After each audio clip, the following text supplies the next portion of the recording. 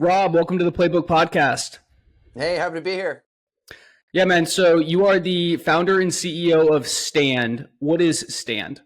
Stand is a recovery shoe. It dissipates impact, so if you're on your knees, back, and joints all day, it feels a lot better on your body. So what was there like a kind of aha moment to the brand of finding these pain points that people are dealing with? Yeah, so I used to work 16-hour days on concrete, and as a former athlete, my body had already gone through the ringers, but it was rough, let me tell you, on my knees, back, and joints. And so I just wanted to go to work, look good, feel great. Shoes didn't really exist to solve that need. So about 18 years ago, I met an Italian master craftsman. He quoted me way more than I could afford off minimum wage, and I cut him an interesting deal. I just said, listen, you're the only guy who works around here? He goes, yeah. I go, can I come in and volunteer around the shoe shop in exchange you teach me how to make a pair of shoes? And he said yes. So again, about 18 years ago, it took me about 4 months, but I custom built my own pair of shoes that flexed and breathed and felt like socks. And that was it at the time. Caught a lot of attention. So eventually I got the crazy idea to start a footwear company. And first 18 months, pretty much everything that could go wrong did go wrong until they started going right. So I was making luxury dress shoes and a lot of the tunnel looks. I did the McCown Whiskey's first shoe line. It was a really cool one, and we donated the proceeds to charity. Cool. And how this iteration of the company came about, it was really at the start of the pandemic. Okay. Nurses have been getting crushed, continue to get crushed, and I owe a lot of gratitude to a particular care nurse who saved someone close to our family. Well, I was just trying to do my part to get back, so I ended up leaving my day job and became a full-time volunteer and sat on a couple healthcare boards over the next 18 months, right at the start of the pandemic, Yeah. just to try to solve problems, make their lives a little bit lighter and easier, and it's a heavy day. And what came up over and over and over again was the fact that they're on their feet all day and shoes aren't built to support that. Yeah. Athletic shoes got really popular during the pandemic. Some great brands for running. I still wear those when I'm doing the sports they're designed for. They're not built for walking or standing. And more specifically, we found that the footwear industry, especially on the performance side, is built to store energy and put it up into your Sure. body. Sure. So you jump higher, you run faster. It's not designed to dissipate impact, to lessen the spring. So we did that. We built the slowest shoe in the world, marketed it, and released it originally just for nurses. But it turns out there's a lot of people on their feet. So we call them high performers. It's a mom, it's a bartender, it's a chef, it's a barista, to now professional athletes are adopting these in the locker room for recovery. I love it, man. Yeah, super cool story. Yeah, talk to me more about how athletes are kind of discovering it, realizing that they're constantly on their feet in games and stuff, and now they're finding this way to take that pressure off their joints. Yeah, well, the conversation's really shifted. So I had the fortunate opportunity to go out to Spain with the NBA Players Association, and one of the players up on stage was talking about how not too long ago he'd be up there asking, "Whose boat are we going on tonight?" And he goes, "Now I'm just wondering who's got a sleep hack." Um, I love it. what tea are you drinking after a loss to calm your brain and your nerves down? But health is really the focus because the level of training has gone through the roof, which is causing early retirement. But also these young kids who are staying healthy or just have that edge on the court and on the field. And so the guys that have played for a while and girls that have been playing for a while are just trying to figure out, well, how can I stay healthy and keep the lights on? So there's a huge focus on health. Well, when it comes to recovery tools, I heard this the other day, most of the tools require you to be plugged in. You got to have a charge device, you got to be sitting on the wall, and it doesn't really allow you freedom. And so where we come into play, you can put this on and keep moving about your life. These are Right. shoes that go with you in and outside of the locker rooms on your recovery days. It's a no-brainer. It's a really light lift. And what we're finding is that by reducing the impact on knees, back, and joints off the court, off the field, off the ice, listen, the best shoes for recovery are no shoes. Just lay down, take a break, stretch out. But if you have to be on your feet, these have been a huge lift for active players, and word of mouth is huge. We do very little active, proactive marketing in that regards. It's usually we get a player, their teammates find out about it, we talk to their coach or trainer, and we send them some shoes, and it feels like a fit for the organization. We set it up.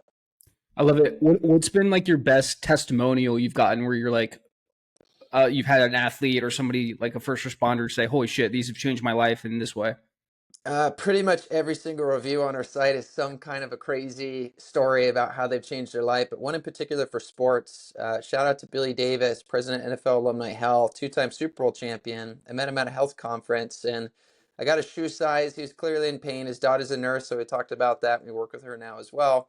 But a couple weeks later, my phone rang, and he basically told me that I've ruined shoes for him. The rest of his closet's going to sit there collecting dust. And he goes, listen, I've had 11 surgeries on my lower extremities throughout my sports career. This is the first time that I've been able to walk pain-free. He calls them his highlighters. I have them these ones that are these bright citron colors. And he goes, that's honestly the reason why we got into sports. He goes, I think this could do a lot of good for a lot of the retired guys and active guys as well. But for someone who's lived with chronic pain, having 11 surgeries and been through it 2 times in the Super Bowl, these are really a saving grace. And that was a pretty cool piece of feedback to receive. That's awesome, man. And what was kind of was there an inspiration, like a brand or a person that influenced you while you were building this brand? Yeah, I mean, who inspired me really was nurses. That's why Nursing. we started this. Just extremely selfless community, and man, they go through it. You don't think about it too. It's a really physically demanding job. You might have to deadlift, flip over a 300-pound individual to change them, and that's a lot that nurses go through, and that's just one tiny piece of it. So that community is really what I gravitated towards, and I just thought about, well, what does this community do? And they stand for others, Mm-hmm. and I really wanted to stand for them. And as we opened up the lens and started talking about, there's a lot of people that work on their feet that give very little thanks, very little gratitude, but they make the world go round. And so we started talking about how we stand for those who stand for others. And that name, that word, stand, just popped out. So we had a different company name, and about 17 months ago is when we rebranded, and we haven't looked back since. It just resonated and stuck.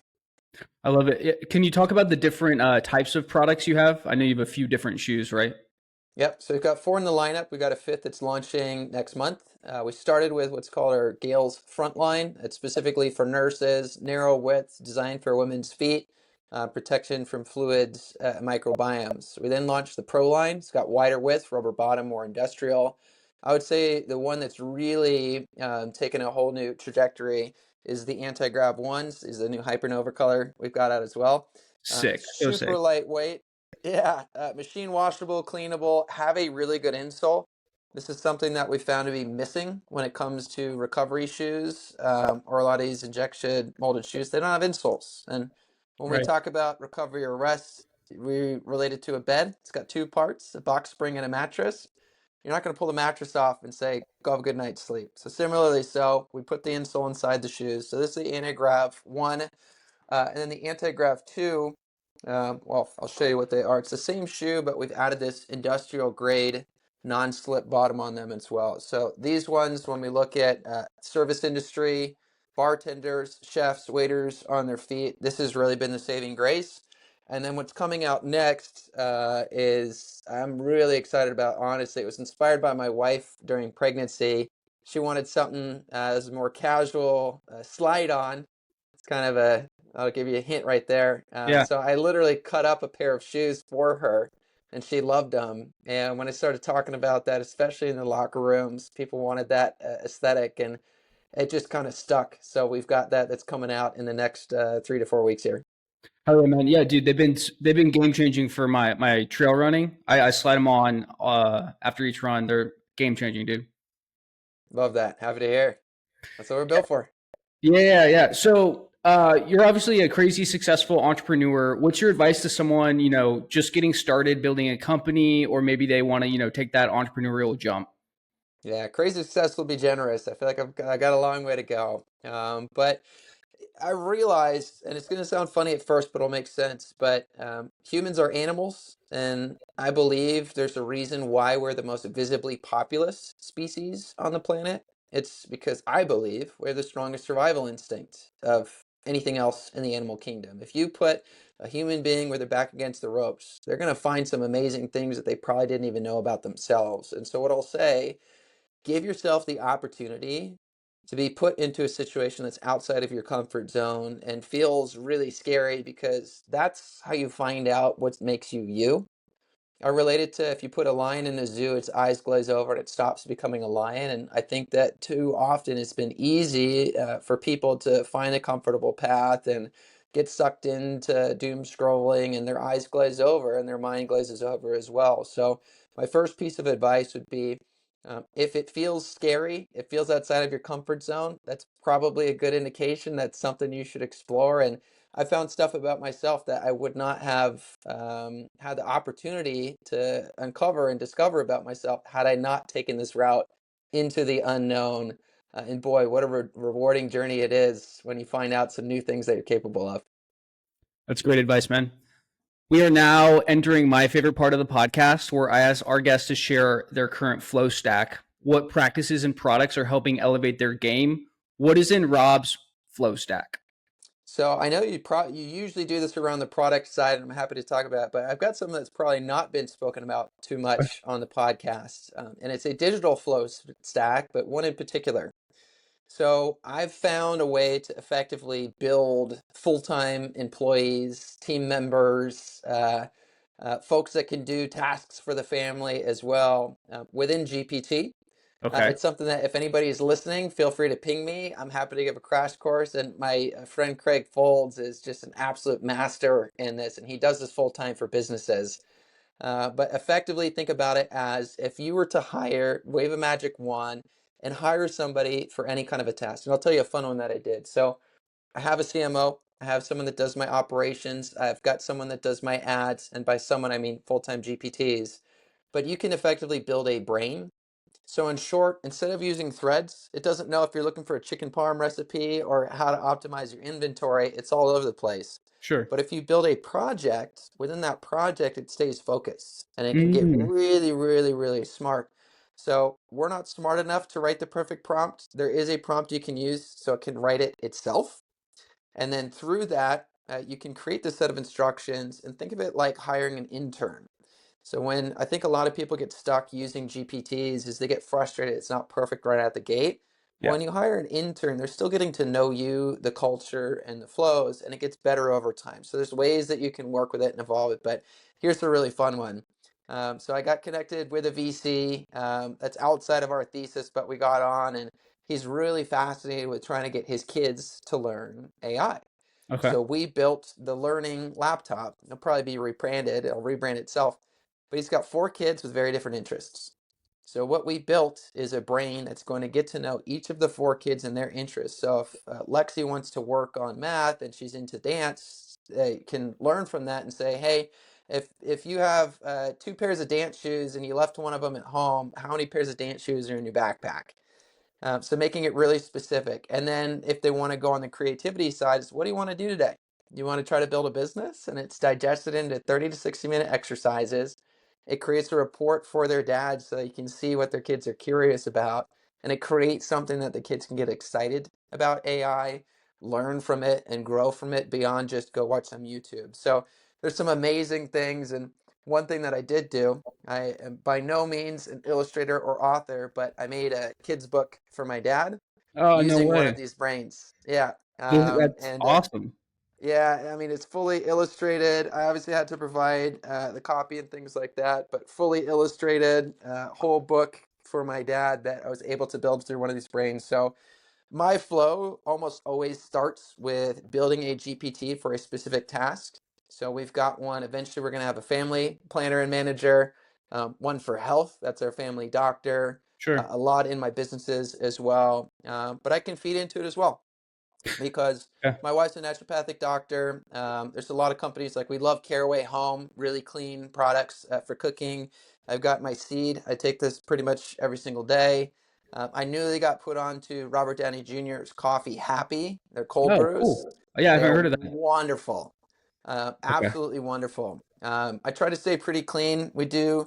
I got my logo, my name tag on here, but our Mountain Valley Springs, always got a bottle of water at the side of the Yep. desk. Water is so key, even over food. It flushes out all the bad toxins in your body. It's just such a basic thing that people overlook.